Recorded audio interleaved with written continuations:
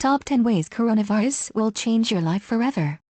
Equality, historian Walter Scheidel once wrote, was only ever brought forth in sorrow. At this moment, COVID-19 is sweeping through the world and the global economy appears to be collapsing.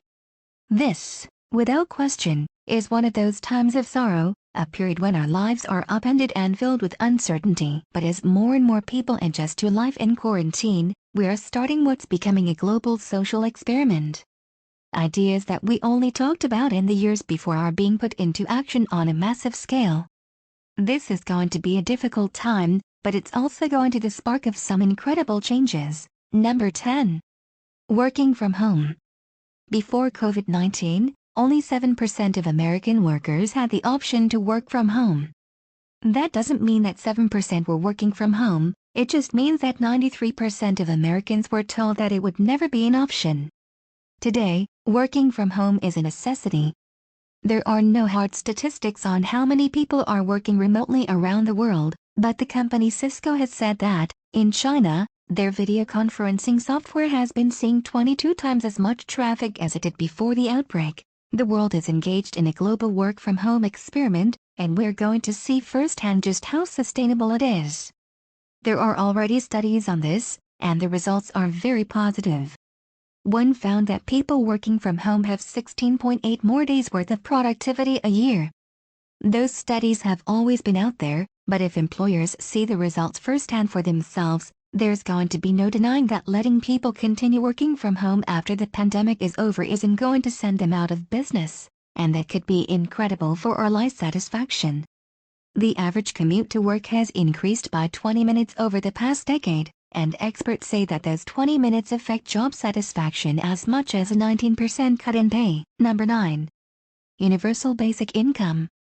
A few months ago, universal basic income seemed like a pipe dream. The idea of sending every person in a country a monthly check, even if they don't go to work, was starting to crop up on the odd campaign trail, but in most countries, it didn't sound like anything we'd see anytime soon. But for the next few months, it's going to be a reality. The United Kingdom has committed to paying 80% of its workers' salaries, while Denmark has offered to pay upward to 90%. And even the United States is planning on sending a $1,200 check to almost every adult American. None of these plans are exactly the same as universal basic income, but they're close. They're going to effectively be dry test runs on how these policies really affect society. It's too early to say what the result is going to be.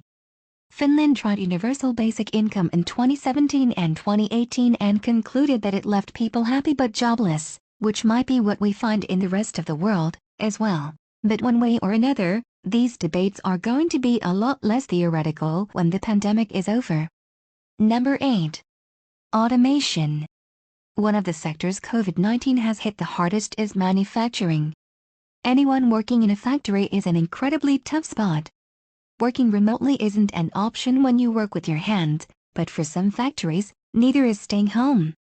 But for so-called lights-out factories that are operated entirely by robots, a disease isn't even a problem. Companies that use more automation are already doing better than those that rely on cramming human workers into a tightly packed factory, and companies are starting to notice. Carter Robotics, for example, has said that they've seen a 25% increase in inquiries in the past 30 days alone. We can expect a lot of manufacturing companies to turn to automation to survive, and a lot of other companies too.